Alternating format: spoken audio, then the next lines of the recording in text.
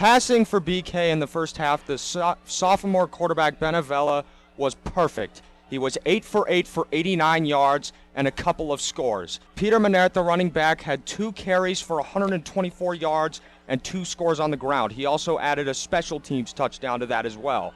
However, the bulk of the running game came from number 32, Tylen Cashmitter.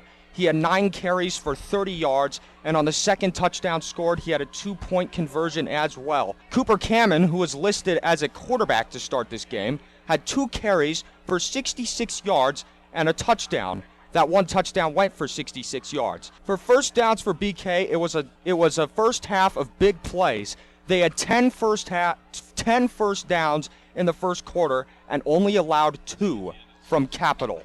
For Capital, quarterback number 3, A.J. Danahay, was 7 for 12 for 26 yards, but also threw 2 interceptions. And for the running game, the fullback, Jordan Peterson, had 4 carries for 14 yards. The star running back, number 28, Austin Brown, had only 3 carries, and he went backwards for -3 yards. Those were your first half statistics. I'll hand it back to you, Scott. In the second half, Benavella had an incredible first half. Perfect, 8 for 8. He wasn't that much worse in the second half. Went 13 for 14, ended up with 179 yards through the air and 3 scores. So Tylen Cashmitter, the running back, had a big workload in the first half. That did not change in the second half.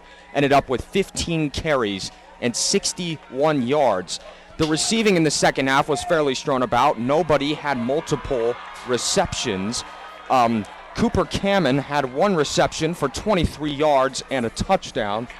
For Capital, a bit of an improvement from the quarterback, 2 for 4 for 57 yards, but nothing else from that. Then Jaron Peterson had 6 carries for 35 yards, a much better second half from him, and 1 reception, a big 61-yard reception from the receiver. And that was it from Capital in a less eventful second half, but a great game from Bishop Kelly overall. 49-14 was a victory.